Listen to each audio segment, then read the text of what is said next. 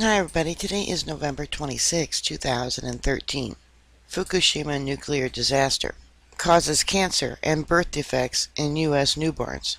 After the disaster at the Fukushima nuclear plant in Japan, little attention was paid to how the radiation leaks can affect the health of children who live in the U.S. Joseph Mangano, epidemiologist and executive director of the Radiation and Public Health Project Research Group, speaks with the Voice of Russia about the study that shows that kids born after 2010 have some 26% higher risk to have cancer and birth defects, but the U.S. kept silent on the problem. After the study by the Radiation and Public Health Project Research was made public, there was little response or reaction in the U.S., although Joseph Mangano expects to hear from people more as there are great concerns about the safety of food and water, even in the U.S. from Fukushima. We just published a study in the Open Journal of Pediatrics. We looked at official two types of data. One was the EPA statistics on how much radiation was in the air in the weeks and months after Fukushima. It was much higher in the West Coast than the rest of the country. And number two, we looked at the state of California's official statistics on newborns who are born with a condition called hypothyroidism, which is where the thyroid is underactive. This is something that is known to be affected by exposure to radioactive iodine, which is only created in atomic bombs which haven't been exploded for years, and nuclear reactor emissions, said Joseph Mangano. The Fukushima nuclear disaster is quite harmful for human health. Although it happened in Japan all the way across the ocean, the contaminated waters and polluted air can easily reach the continent on the other side of the Pacific Ocean.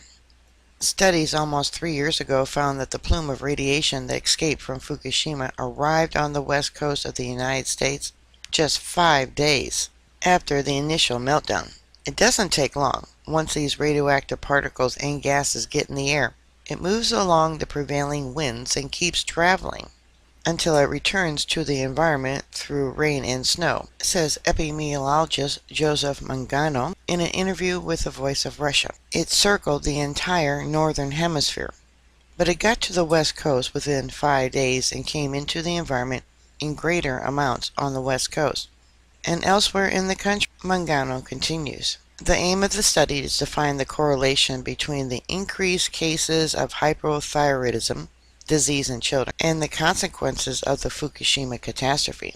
We are just now starting to get our hands on recent data from 2011. It means that we started by looking at the fetus and the newborn because they are most susceptible to radiation, and we are going to be looking at not just hypothyroidism but at future birth effects. Infant deaths, babies were born underweight, babies were born prematurely, things of that nature, to see before and after Fukushima, if there was a difference.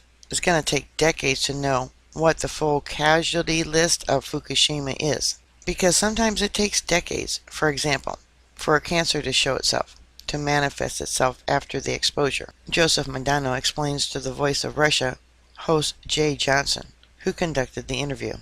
In the future, more children will be born with diseases or other health problems caused by Fukushima disaster. According to Mangano, more people would be born not just with birth defects, but with diseases affected by the radiation, such as cancer.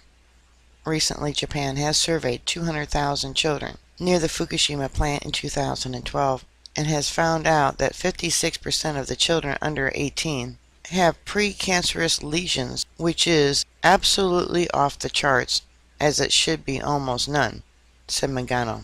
It's an ongoing study by Fukushima Medical University. They also found as many as 59 kids had thyroid cancer, and I did a report on that. And that's a condition that's very rare in kids. We would expect in 3 years maybe 1 or 2. They confirmed 26, and they suspect another 33. So, this is just the beginning. As a research community, we need to look at this terrible meltdown seriously and do all the studies on a continuing basis, Joseph Mangano said. Alright, bookmark my site. I'll keep you up to date. Please stay safe, and I'll talk to you later. God bless you. Bye.